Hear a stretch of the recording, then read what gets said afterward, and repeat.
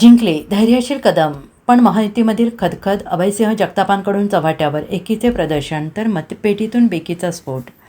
सांगली सातारा विधान परिषद निवडणुकीचा निकाल कागदावर महायुतीच्या विजयाचा असला तरी मतमोजणीच्या आकड्यांनी सत्ताधाऱ्यांच्या छावणीत धोक्याची घंटा वाजवली आहे. भाजपचे धैर्यशील कदम 301 मतांनी विजयी झालेले आहेत, पण महाविकास आघाडीची अधिकृत ताकदवघी 193 मतांची असताना अभयसिंह जगताप यांनी तब्बल 292 मते मिळवून महायुतीच्या गोटात मोठे भगदाड असल्याचे उघड केलं आहे. मुख्यमंत्री देवेंद्र फडणवीस आणि उपमुख्यमंत्री एकनाथ शिंदे यांच्याकडून प्रयत्नानंतरही महायुतीमधील 60 ते 70 मते फुटल्याची चर्चा आहे.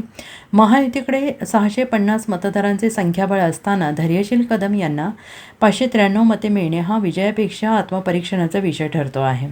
मुख्यमंत्री देवेंद्र फडणवीस आणि उपमुख्यमंत्री एकनाथ शिंदे यांनी महायुतीमधील नाराजी दूर करण्यासाठी विशेष प्रयत्न केले. विविध बैठका, संपर्क मोहीम आणि समन्वयातून एकीचे चित्र उभे करण्याचा प्रयत्न झाला. तरीही मतदानाच्या दिवशी अनेकांनी पक्षनिष्ठेपेक्षा स्वतःची भूमिका महत्त्वाची मानल्याचे निकालातून स्पष्ट झाले.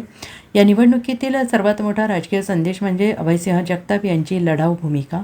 पराभव झाला असला तरी त्यांनी महायुतीतील नाराजी मतदारांना आकर्षित करण्यात यश मिळवले.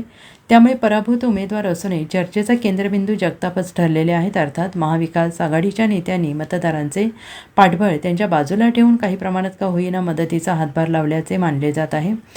महायुतीने निवडणूक जिंकली खरी, पण मतांच्या आकड्यांनी एक कटू वास्तव समोर आणलेलं आहे. सत्तेतील एकीचं प्रदर्शन झालं, मात्र मतदान पेटीतून बेकीच उघडी पडली. धैर्यशील कदम जिंकले, पण महायुतीच्या अभेद्य किल्ल्याच्या प्रतिमेला तडा गेल्याची चर्चा आहे.